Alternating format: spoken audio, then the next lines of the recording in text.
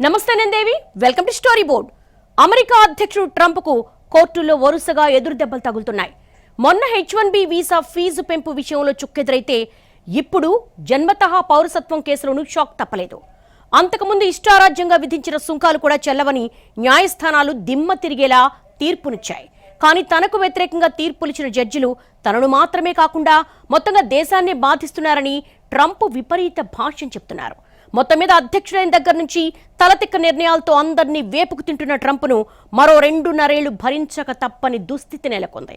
America రాజ్యాంగం ప్రకారం America గడ్డపై జన్మించిన దాదాపు పిల్లలందరికీ పౌరసత్వ హక్కుంటుందనే సుదీర్ఘకాలంగా స్థిరపడిన సూత్రాన్ని ఆ దేశ సుప్రీంకోర్టు పునరుద్ఘాటించింది. బర్త్ రైట్ సిటిజన్షిప్ కుదరదంటూ ట్రంప్ ఇచ్చిన ఎగ్జిక్యూటివ్ ఆర్డర్ను కొట్టేసింది. దీంతో కోట్ల మందికి పెద్ద ఊరట తగ్గింది. అమెరికాలో జన్మ హక్కు ఆధారంగా పౌరసత్వం కల్పించడాన్ని పరిమితం చేస్తూ అధ్యక్షుడు ట్రంప్ జారీ చేసిన కార్యనిర్వాహక ఉత్తర్వును అమెరికా సుప్రీంకోర్టు కొట్టేసింది. అమెరికాలో జన్మించిన శిశువులకు సహజంగానే అమెరికా పౌరసత్వం కల్పించే 150 ఏళ్ల నాటి న్యాయ ఉదంతాన్ని న్యాయమూర్తులు సమర్థించారు.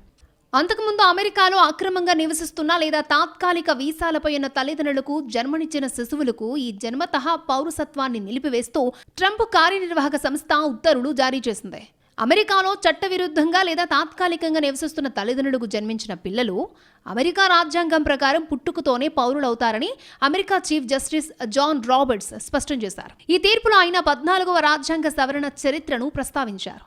అమెరికా అంతర్యుద్ధం తర్వాత ఇక్కడే జన్మించి బానిసత్వం నుంచి విముక్తి పొందిన మాజీ బానిసల పౌరసత్వ సమస్యను పరిష్కరించడానికి అప్పట్లో ఈ సవరణను తీసుకొచ్చారు. అప్పుడు ఇప్పుడు కూడా పౌరసత్వం అనేది హక్కులను పొందే ఒక హక్కు. అమెరికా రాజకీయ వ్యవస్థలో స్వేచ్ఛగా భాగస్వామ్యం పంచుకోవడానికి ఇది ఉపయోగపడుతుంది. 14వ సవరణను రూపొందించిన వారు ఈ భూమిపై జన్మించిన ప్రతి వ్యక్తికి ఆ హక్కు కల్పిస్తామని వాగ్దానం చేశారు. ఈ రోజు ఆ వాగ్దానాన్ని మేము నిలబెడుతున్నామని రాబర్ట్స్ తన తీర్పులో పేర్కొన్నారు. కాగా ఈ తీర్పును విభేదించిన న్యాయమూర్తుల్లో justice Clarence Thomas, justice Neil Gorsuch, justice Samuel అలిటోలు ఉన్నారు. తాను ఎంతగానో ప్రతిష్టాత్మకంగా తీసుకున్న ఈ కేసులో ఎదురైన పరాజయంపై అధ్యక్షుడు డొనాల్డ్ ట్రంప్ ఇంకా స్పందించలేదు. తన 2వ విడత పదవీ కాలంలో వైట్ హౌస్లో అడుగుపెట్టిన మొదటి రోజే పుట్టుకతో వచ్చే పౌరసత్వ హక్కుకు పరిమితులు విధించాలనే ఉద్దేశంతో ఎగ్జిక్యూటివ్ ఆర్డర్పై సంతకం చేశారు. అక్రమ వలసదారులు, తాత్కాలిక నివాస వలసదారులకు పుట్టిన పిల్లలు ఆటోమేటిక్గా అమెరికా పౌరులు కాకుండా నిరోధించేందుకు ట్రంప్ ఈ ఉత్తర్వులను తీసుకొచ్చారు. ట్రంప్ దురాలోచన మొత్తంగా అమెరికా మౌలిక వలస విధానానికి పెద్ద ఎదురు దెబ్బగా మారింది. అమెరికన్ పౌరసత్వం అర్థం, విలువను పరిరక్షించడం అనే శీర్షికతో ఒక కార్యనిర్వాహక ఉత్తర్వును ట్రంప్ గతంలో జారీ చేశారు. ట్రంప్ 2వ పదవీకాలం మొదటి రోజైన జనవరి 20, 2025న జన్మ హక్కు పౌరసత్వంపై న్యాయ పోరాటం ప్రారంభమైంది. ట్రంప్ ఆర్డర్ ప్రకారం అమెరికా గడ్డపై జన్మించిన పిల్లలకు ఇకపై ఆటోమేటిక్గా పౌరసత్వం మంజూరు అవ్వదు. ప్రత్యేకంగా అమెరికాలోకి చట్టవిరుద్ధంగా ప్రవేశించే వలసదారులకు జన్మించిన పిల్లలకు పౌరసత్వం లభించదు. అంతేకాదు విద్యార్థి, పని లేదా పర్యాటక వీసాల వంటి చెల్లుబాటయ్యే కానీ తాత్కాలిక వీసాలపై అమెరికాలో నివసిస్తున్న తల్లిదండ్రులకు జన్మించిన పిల్లలకు కూడా పౌరసత్వం మంజూరు కాదు. అధ్యక్షుడు ఉత్తర్వు తక్షణమే న్యాయపరమైన సవాలును ఎదుర్కొంది. పౌర హక్కుల సంస్థలు, వలసదారుల హక్కుల సంఘాలు, గర్భిణీ స్త్రీలు న్యాయస్థానాలను ఆశ్రయించి వ్యాజ్యాలు కొనసాగుతున్న సమయంలో ఆ ఉత్తర్వు అమలును నిలిపివేయడంలో విజయం సాధించారు. నిజానికి బర్త్ రైట్ సిటిజన్షిప్ విషయంలో ట్రంప్ ఉత్తర్వు ఎన్నడూ అమలు కాలేదు. ఈ వ్యవహారాన్ని విచారించిన దిగువ కోర్టులు గతంలోనే ట్రంప్ ఉత్తర్వులను నిలిపివేయగా తాజాగా అమెరికా సుప్రీంకోర్టు కూడా అదే నిర్ణయాన్ని సమర్థించింది. ట్రంప్ జారీ చేసిన ఎగ్జిక్యూటివ్ ఆర్డర్ రాజ్యాంగ స్ఫూర్తికి విరుద్ధమని తేల్చి చెప్పింది. దీంతో అమెరికాలో పుట్టిన ప్రతి చిన్నారికి పౌరసత్వ హక్కు కొనసాగనుంది. సుప్రీంకోర్టు కొన్ని జడ్జిమెంట్లు ఇచ్చింది. ఈ ఓవరాల్ ఎపిసోడ్లో మనం చూసినట్టయితే అక్కడ క్లియర్ గైడ్ లైన్స్ వాళ్ళ కాన్స్టిట్యూషన్ ప్రకారం ఎవరి అధికారాలు వాళ్ళకి క్లియర్గా డిఫైన్ చేయబడ్డాయి. ముఖ్యంగా ప్రెసిడెంట్కి ఎగ్జిక్యూటివ్ ఆర్డర్ ఇచ్చేటువంటి అధికారం ఉంటే దాన్ని రివ్యూ చేసి రాజ్యాంగబద్ధంగా రాజ్యాంగాన్ని, కాన్స్టిట్యూషన్ని ప్రొటెక్ట్ చేసేటువంటి అధికారం సుప్రీంకోర్టుకు ఉంది. అదేవిధంగా ఈ సుప్రీంకోర్టు జడ్జిలను కూడా సెనెట్ అప్రూవల్తో అపాయింట్ చేసినట్టు అధికారము ప్రెసిడెంట్కి ఉన్నది. మరి వాళ్ళని రిమూవ్ చేసే అధికారం మాత్రం ప్రెసిడెంట్కి లేదు. అయితే ఇట్లా ఎవరి అధికారాలు, ఎవరి పరిధిలో వాళ్ళకి ఎలా పనిచేయాలనేది అమెరికన్ రాజ్యాంగంలో చాలా క్లియర్గా డిఫైన్ చేసి రాయబడ్డది. జన్మతః పౌరసత్వం కేసులో తీర్పు సందర్భంగా అమెరికా సుప్రీంకోర్టు ఆ దేశ మౌలిక విలువల్ని మరొకసారి గుర్తు చేసింది. అమెరికా ఒక జాతి కాదు, అది నానా జాతుల సమూహంగా ఏర్పడింది. అలాగే అమెరికాకు వేల ఏళ్ల చరిత్ర కూడా లేదు. అమెరికా ఉనికికి వయసు కేవలం 400 ఏళ్లే.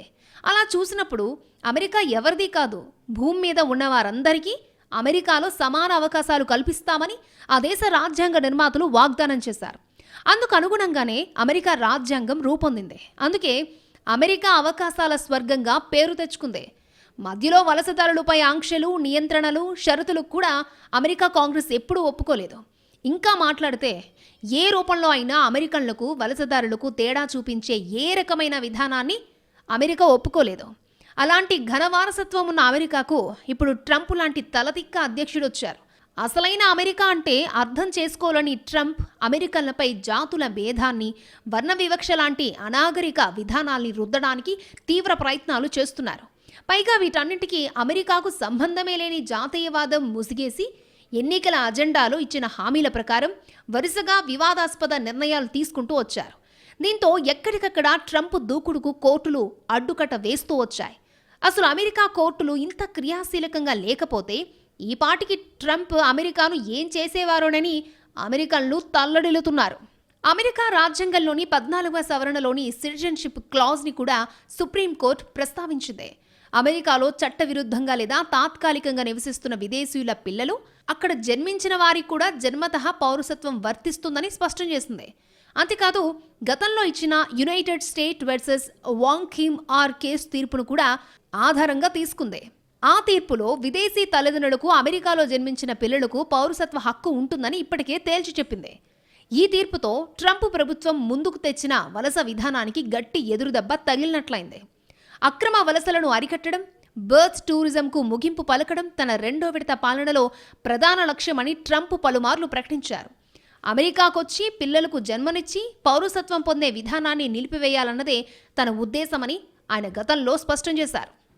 అమెరికా సుప్రీంకోర్టు తీర్పును పౌర హక్కుల సంఘాలు, వలసదారుల హక్కుల కోసం పనిచేస్తున్న సంస్థలు స్వాగతించాయి. అమెరికా మాజీ అధ్యక్షుడు జో బైడెన్కు మాజీ సలహాదారుగా పనిచేసిన అజయ్ భుటోరియా ఈ తీర్పును చరిత్రాత్మక విజయంగా అభివర్ణించారు. ఇది అమెరికా రాజ్యాంగానికి, న్యాయానికి, అమెరికన్ డ్రీమ్కి లభించిన గొప్ప విజయమని అన్నారు. 14వ రాజ్యాంగ సవరణను పరిరక్షించడం ద్వారా పిల్లల హక్కులను కాపాడినట్లు సుప్రీంకోర్టు స్పష్టం చేసిందన్నారు.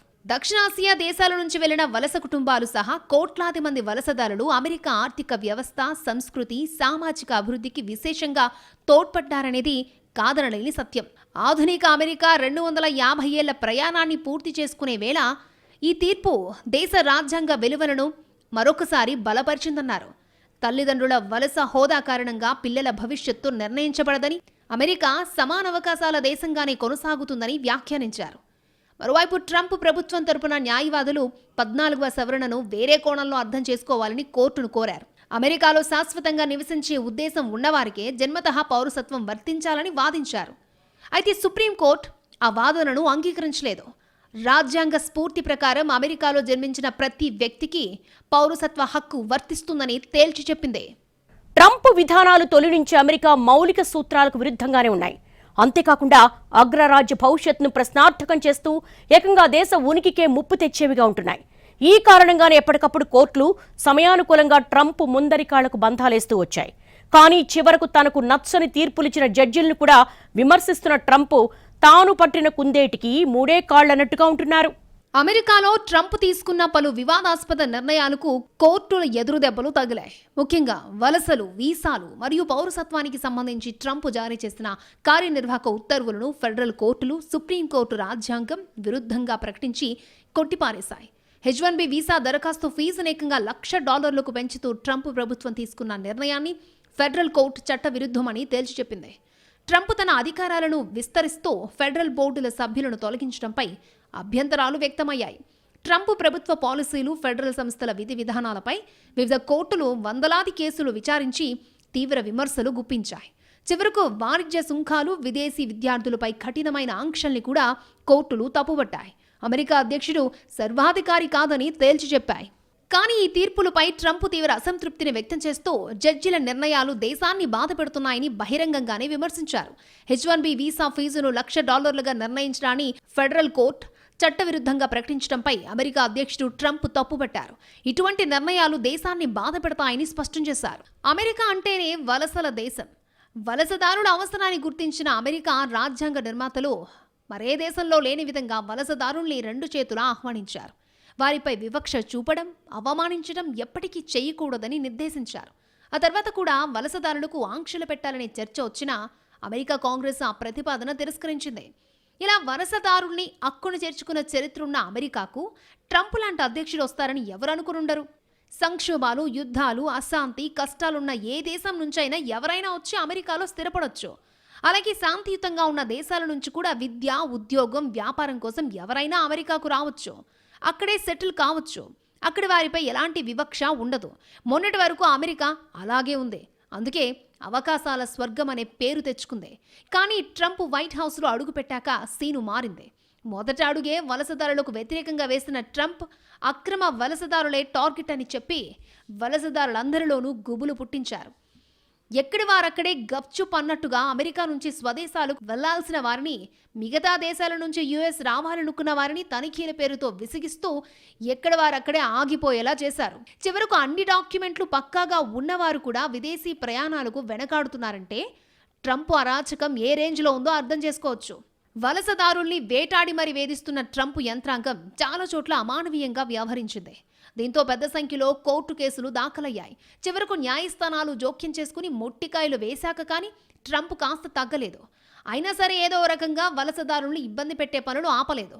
వలసదారుల్ని దొంగల్లా, దోపిడీదారుల్లా ట్రీట్ చేస్తూ విదేశీ విద్యార్థులకు బేడీలు తగిలించి మరీ మిలిటరీ విమానాల్లో డీపోర్ట్ చేయడంపై ప్రపంచవ్యాప్తంగా విమర్శలు వచ్చినా ట్రంప్ తగ్గలేదు. ఆ తర్వాత కోర్టులు వ్యతిరేక తీర్పులిచ్చిన తర్వాతే ఈ విషయంలో ట్రంప్ నిదానించారు. ఇక అంతర్జాతీయ వాణిజ్యాన్ని ట్రంప్ అస్తవ్యస్తం చేశారు. ప్రతీకార సుంకాల పేరుతో టారిఫ్ వార్కు తెరలేపారు. దీంతో అన్ని దేశాల్లో కలకలం రేగింది. కొన్ని దేశాలు అమెరికాకు దూరం కాగా మరికొన్ని చర్చలు జరుపుతున్నాయి. ఇప్పటికీ ప్రపంచ మార్కెట్లో అనిశ్చితి రాజ్యమేలుతోంది. ట్రంప్ అధికారంలో ఉన్నంత వరకు ఎప్పుడైనా ఏమైనా జరగొచ్చనే భయాలు మదుపర్లను వెంటాడుతున్నాయి. పెట్టుబడిదారీ దేశంగా పేరున్న అమెరికా తీరుతో పెట్టుబడులే ప్రమాదంలో పడ్డం అధ్యక్షుడిగా ట్రంప్ వెలగబెట్టిన వైపరీత్యం అంటే అతిశయోక్తి కానే కాదు. సుంకాల విషయంలో అభ్యంతరాలుంటే భాగస్వాములతో చర్చించాలి. అంతేగాని ఉన్న ఫలంగా ఏకపక్షంగా ట్రంప్ సుంకాలు ప్రకటించడం అంతర్జాతీయంగా వాణిజ్య సంబంధాల్ని తీవ్రంగా ప్రభావితం చేసింది. ట్రంప్ను కరోనాకు మించిన విపత్తుగా ఆర్థికవేత్తలు అభివర్ణించారంటే ఆయన తీరు ఎలా ఉందో అర్థం చేసుకోవచ్చు. అసలు ట్రంప్ సుంకాలు విధించినప్పుడే ఆయనకు ఆ అధికారం లేదని కొందరు వైట్ హౌస్ అధికారులు కూడా చెప్పారనే చర్చ నడిచింది. కానీ కోర్టుల్నే బుల్డోజ్ చేసే ట్రంప్ ఎవరి మాటను లెక్క చేయకుండా ఏకపక్ష నిర్ణయాలను తీసుకున్నారు. ఆ తర్వాత అంతా ఊహించినట్టే అధిక సుంకాలు రద్దు చేసిన కోర్టులు చివరకు అలా వసూలు చేసిన సుంకాలు కూడా తిరిగెచ్చేయాలని ట్రంప్కు షాక్ ఇచ్చింది. ఏ దేశానికి అధ్యక్షుడైనా ఏదో ఒక మంచి పనైనా చేస్తారు. కానీ ట్రంప్ మాత్రం అటు తన దేశానికి, ఇటు ప్రపంచానికి ప్రతిక్షణం కలవరం సృష్టిస్తూనే ఉన్నారు.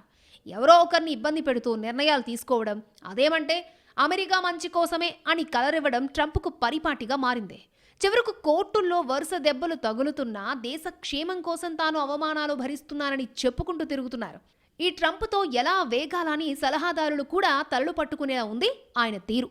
ట్రంప్కు కోర్టులు మాత్రమే కాదు, అమెరికా కాంగ్రెస్ కూడా అడ్డుకట్ట వేస్తూనే ఉంది. మొన్నటికి మొన్న ఇరాన్ యుద్ధంతో ప్రపంచాన్ని పెనం మీద నుంచి పొయ్యిలో పడేసిన ట్రంప్కు మరిన్ని నిధులివ్వకుండా కాంగ్రెస్ బ్రేక్లేసింది.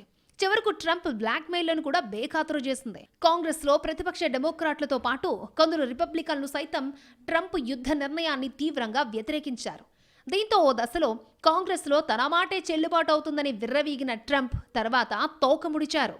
ఓసారి ఎదురు దెబ్బ తగిలితే రెండోసారి జాగ్రత్త పడాలి, కనీసం మూడోసారి, నాలుగోసారి, ఎన్నిసార్లైనా ఇంతే, నేను మారేది లేదని ట్రంప్ గట్టి సంకేతాలు ఇచ్చారు. కుక్కతోక ఎప్పటికీ వంకరేనని నిరూపించారు.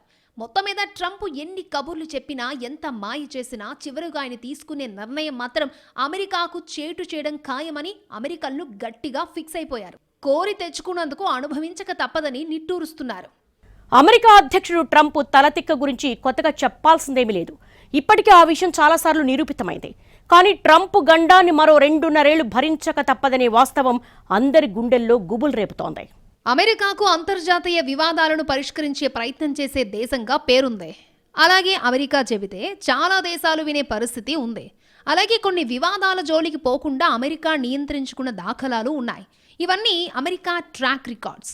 కానీ ట్రంప్ వచ్చి రాగానే వీటన్నింటికి తిలోదకాలు ఇచ్చేశారు. ప్రపంచ పటాన్నే తిరగరాస్తాననే స్థాయిలో చెలరేగిపోయారు. ఆ దీవులు మావే, ఈ దేశం మాలో విలీనం కావాలంటూ అడ్డగోలు ప్రతిపాదనలు పెట్టారు. అటువైపు నుంచి తీవ్ర ప్రతిఘటన రాగానే మాట వింటే మంచి బిజినెస్ ఉంటుంది, బాగుపడతారని సన్నాయి నొక్కులు నొక్కుతున్నారు. కానీ డబ్బుల కోసం దేశాలు సరిహద్దులు మార్చడానికి ఎవరు ఒప్పుకుంటారని ఇంగితం లేకుండా వ్యవహరించారు. ట్రంప్ లీలలు అన్నీ ఇన్ని కాదు. ప్రపంచంలో యుద్ధాలు ఆపుతానని మేకపోతు గాంభీర్యం ప్రదర్శించిన ట్రంప్ ఆచరణలోకి వచ్చేసరికి పూర్తి స్థాయిలో విఫలమయ్యారు. ఆ వైఫల్యాన్ని కప్పిపుచ్చుకోవడానికి రోజుకో కొత్త వివాదంతో కాలక్షేపం చేస్తున్నారనే చర్చ జరుగుతోంది. అసలు అమెరికా అధ్యక్షుడిగా సొంత దేశం బాగు కోసమైనా ట్రంప్ ఒక్కరోజైనా ఆలోచించారా అంటే లేదనే చెప్పాలి. అమెరికాలో చాలా సమస్యలున్నాయి. వాటికి పరిష్కారాలు వెతకడం మానేసి ఇతర దేశాల వ్యవహారాల్లో తలదూర్చడం అవివేకమే. అమెరికా పౌరుల జీవన ప్రమాణాలు పెంచుతామని ట్రంప్ చేసిన వాగ్దానం కూడా నీటి మూటగానే మిగిలిపోయింది. ట్రంప్ వచ్చాక ద్రవ్యోల్బణం పెరగడంతో అమెరికన్ల పరిస్థితి పెనం మీద నుంచి పొయ్యిలో పడ్డట్లయింది. చివరకు ట్రంప్ పాలన చూసి విరక్తి చెందిన జనం అమెరికా వ్యాప్తంగా 50కి పైగా రాష్ట్రాల్లో నిరసన ప్రదర్శనలు నిర్వహించారు. అమెరికా అధ్యక్షుడు తీసుకునే నిర్ణయాలు ప్రపంచం మొత్తాన్ని ప్రభావితం చేస్తాయి. అలాంటి పదవిలో ఉన్న ట్రంప్ ఉచితానుచితాలు మరిచి తీసుకుంటున్న నిర్ణయాలు ఇప్పటికే అన్ని దేశాలని కుదిపేస్తున్నాయి. ట్రంప్కి ఇంకా 2.5 ఏళ్లకు పైగా సమయం ఉంది. ట్రంప్ ఇప్పటికే మరిన్ని ప్రమాదకర హింట్లు కూడా ఇచ్చారు. మరికొన్ని ఆలోచనల్ని బిల్లుల రూపంలో అమెరికా కాంగ్రెస్ ముందు పెట్టారు. ఇక ఇవి కూడా ఆచరణలోకి వస్తే అంతే అంటున్నారు విశ్లేషకులు. కానీ ఇప్పుడు ట్రంప్ను ఆపేవారెవరూ కనిపించడం లేదు. ట్రంప్ కూడా బ్రేకులు లేని బుల్డోజర్లా తయారయ్యారు. ట్రంప్ను చూశాక ఓ దేశాధ్యక్షుడు ఎలా ఉండకూడదో ప్రపంచం పాఠం నేర్చుకుంటుంది అనడంలో డౌట్ లేదు. ట్రంప్ లాంటి వ్యక్తులకు రెండో ఛాన్స్ ఇస్తే ఏం జరుగుతుందో అమెరికాకు ఇప్పటికే తెలిసొచ్చింది. ఇంత జరుగుతున్నా ట్రంప్ మాత్రం ఎక్కడా వెనక్కి తగ్గడం లేదు. పైగా మరింతగా విజృంభిస్తానని బహిరంగంగానే చెబుతున్నారు. తనకు అద్భుతమైన ఆలోచనలు ఉన్నాయని, అవన్నీ అమలయ్యాక అమెరికా స్వర్గంగా మారుతుందని అరచేతిలో వైకుంఠం చూపిస్తున్నారు. కానీ ట్రంప్ మాటల్ని అమెరికన్లు మాత్రం నమ్మడం లేదు. తమకే స్వర్గము వద్దు, ఉన్న దేశాన్ని ఉన్నట్టుగా ఉంచాలని కోరుకుంటున్నారు. అదే విషయాన్ని వైట్ హౌస్ దగ్గర కూడా నిరసనల ప్రదర్శనలు చేసి మరీ చెప్పారు. కానీ ట్రంప్ చెవులకు ఏమీ వినిపించడం లేదు. ఆయన కళ్ళకు నెగటివిటీ కనిపించడం లేదు. తానొక అద్భుత మేధావి, ఈ పిచ్చి ప్రపంచం గుర్తించడం లేదనేదే ట్రంప్ బాధ. అసలు ట్రంప్ ఏడాదిన్నరలో ఏం ఉద్ధరించారని సగటు అమెరికన్ సూటిగా అడుగుతున్నాడు. ఆర్థిక వ్యవస్థను బాగు చేస్తాననే హామీ ఏమైందని, పెట్టుబడుల సంగతేంటని నిలదీస్తున్నాడు. కానీ ట్రంప్ మాత్రం ఎప్పటికప్పుడు ఏదో పిచ్చి నిర్ణయం తీసుకుంటూ అమెరికా అసలు సమస్యల్ని గాలికొదిలేసి తిరుగుతున్నారు. ప్రపంచవ్యాప్తంగా అమెరికా పరువు పోతున్నా, అగ్రరాజ్యాన్ని ఎవరూ లెక్క చేయని దుస్థితి వచ్చినా దున్నపోతు మీద వర్షం పడ్డట్టే వ్యవహరిస్తున్నారు. అసలు ట్రంప్ చెప్పే అమెరికా డ్రీమ్ ఆయనకైనా అర్థమవుతుందా లేదా అనేది అతిపెద్ద ప్రశ్నగా మిగిలిపోయింది. ఏ విధానం మీద క్లారిటీ లేకపోవడం, ఏ మాట మీద నిలబడకపోవడం, అసలు ఏ అంశం పైన ఓ స్పష్టమైన వైఖరి తీసుకోకపోవడం ట్రంప్కు మాత్రమే సాధ్యమంటే అతిశయోక్తి కానే కాదు. చర్చలంటూనే యుద్ధాలు చేయడం, యుద్ధాలు చేస్తూనే చర్చలకు పిలుపునివ్వడం, యుద్ధం చర్చలు రెండింటినీ కలగలిపి చూడడం ప్రపంచానికి ట్రంప్ కొత్తగా పరిచయం చేశారు. ఆయన లోకజ్ఞానం చూసి మొత్తం అమెరికా ఇప్పటికే ఎన్నోసార్లు నివ్వెరపోయి ఇక తన వల్ల కాదని నీరసపడింది. ఇప్పటిదాకా ట్రంప్ బాగోతని చూసిన ప్రపంచానికి ఇక 2.5 ఏళ్లు ఈ తప్పనిసరి గండాన్ని భరించాలన్న ఆలోచనే నచ్చడం లేదు. అలాగని ఇప్పటికిప్పుడు ట్రంప్ పదవికి ఎసరొచ్చే పరిస్థితులు కూడా కనిపించడం లేదు. దీంతో ఇక 2.5 ఏళ్లు ట్రంప్ ఏం చేసినా కళ్ళు మూసుకోవడం తప్ప ఏమి చేయలేమా అనే బాధ ప్రపంచ దేశాల ప్రజల్ని వేధిస్తోంది. అటు అమెరికన్ల పరిస్థితి మరీ దారుణంగా ఉంది. కనీసం మిగతా దేశాల దుస్థితి గురించి వాస్తవాలు వెలుగు చూస్తున్నాయి. కానీ అమెరికాలో వాస్తవాలు మాత్రం బయటకు రావడం లేదు. పైగా ట్రంప్ అమెరికాను ఊబిలో నుంచి బయటకు లాగేశారని గప్పాలు కొట్టుకుంటున్నారు. దీంతో తమ జీవితాలు బాగు చేయకపోగా ఈ గొప్పలేంటని అమెరికన్లు ట్రంప్ను అసహించుకుంటున్నారు. అంతలోనే ట్రంప్కి ఇంకా 2.5 ఏళ్ల పదవీ కాలం ఉందనే సంగతి గుర్తించి తమ మీద తామే జాలిపడుతున్నారు.